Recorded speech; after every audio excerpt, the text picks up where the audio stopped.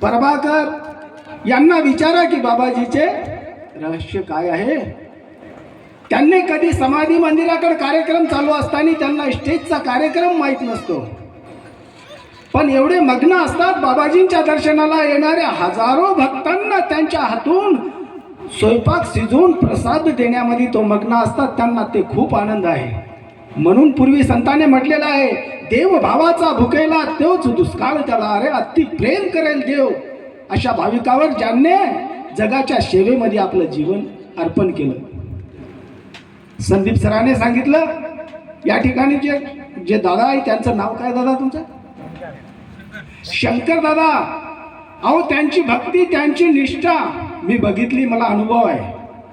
प्रथम त्यांच्या गावी सत्संग होता आणि केशवदादाने मला पाठवलं आणि त्यांच्या गावी गेलो मी.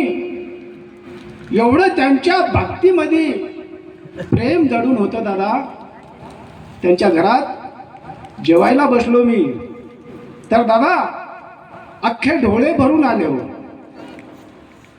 एवढी त्यांची गरीब परिस्थिती पाहून मला वाटलं की बाबा, अरे अशा भक्तासाठी तुला धाव घ्यावं लागेल, कधी ना कधी यांचा उद्धार करावा लागेल. तर असं घडलं दादा. आज त्यांची परिस्थिती पाहतो आपण, खूप चांगली परिस्थिती आहे. 7-8 वर्षाचाच 5-6 वर्षाचाच वेळ आहे, काही लई दिवस झालेले नाही. अरे एवढं निष्ठुर प्रेम त्यांच्या अंतःकरणात बाबाविषयी.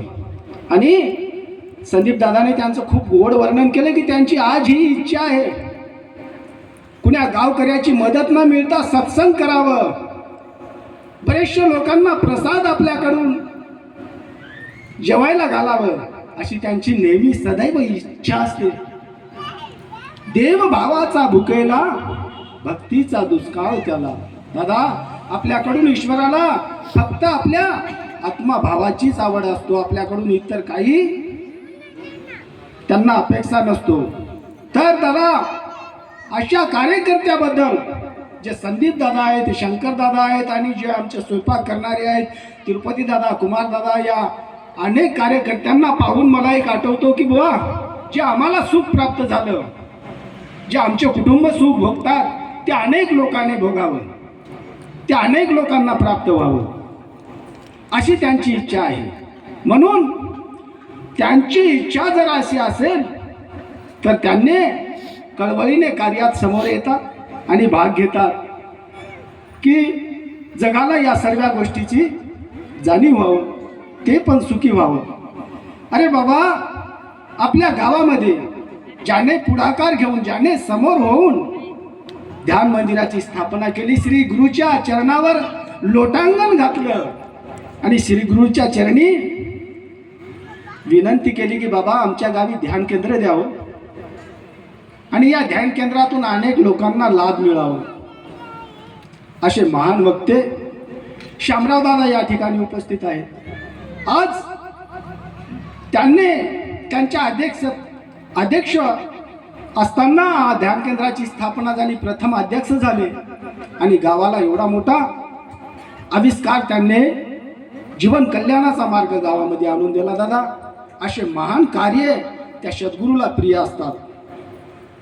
येथून समोरची येणारी पिढी या कार्याला समोर नेत राहील, पण मुळामध्ये खूप अमूल्य कार्य त्यांनी त्यांच्या आयुष्यामध्ये मोठं कार्य केलं. आज त्या कार्याला समोर नेणारे मल्लेश दादा त्या कार्याला समोर नेणार आहे. त्यांच्यानंतर इतर कोणीतरी युवक समोर येणार आहे. तर दादा वारंवार या मार्गाला समोर नेण्यामध्ये आपण सामर्थ्य राहावं, म्हणून आपण या कार्यक्रमाला चालवत न्यायचं आहे. जे आनंद आपल्याला भेटलेला आहे, जे उपयोग आपण घेऊ शकलो, ज्या गोष्टीने आपले कुटुंब सुखी झाले ते अनेकाला इतराला मिळावं. म्हणून एकच इच्छा मनात ठेवायची, जय फुलराया लागी तो पाया, जय फुलराया लागी तो पाया, करी कृपा तू माझ्यावर, तुझ्या नावाची कीर्ती गाईन हो, गाईन मी जगभर. असो प्रत्येकाचा एक भाव, नाव अमर गावाचं भाव, एकमेकाच्या कामी पडावं, सारे मिळून प्रेमाने राहावं. तुझ्या कृपेची असू दे छाया देवा माझ्या या गावावर, तुझ्या नावाची कृती गाईन हो, गाईन मी जगभर. गावात सुख शांती नांदावं, आनंदमय वातावरण गावात नित्य असावं, अशी या कार्यकर्त्यांची इच्छा असतो दादा. शेतकऱ्याचे पिकावे शेत, सुख शांती नांदावे गावात. फुलरायाच्या मंदिरात सांज सकाळी जळावे ज्योत. तुझ्या कृपेची असू दे छाया देवा माझ्या या गावावर, तुझ्या नावाची कीर्ती गाईन हो, गाईन मी जगभर. दादा, आपल्या स्वतःसाठी कोणीही प्रत्येक माणूस आपापल्या स्वार्थासाठी देवाचं स्मरण करत असेल, पण हे जे बाबाजीचे कार्यकर्ते आहेत ना, अनेकासाठी अनेक लोकांना या गोष्टीचा फायदा मिळावा, अनेक भक्तांनी याचा लाभ घ्यावा, अशी या सर्व भाविकांची इच्छा असतो. हेच आहे रे विच्या मनाची, कृती वर्णावे तुझ्या गुणाची. कर वर्षाव प्रेमाची, हक ऐक दास जनाची. साऱ्याचे मन यावे धावून देवा धार्मिक कार्यावर, तुझ्या नावाची कृती गाईन हो, गाईन मी जगभर. म्हणून दादा, हे कार्यकर्ते अतिच जिव्हाळ्याने अति तळमळीने बाबाजींच्या कार्याला समोर नेण्याचा प्रयत्न करतात.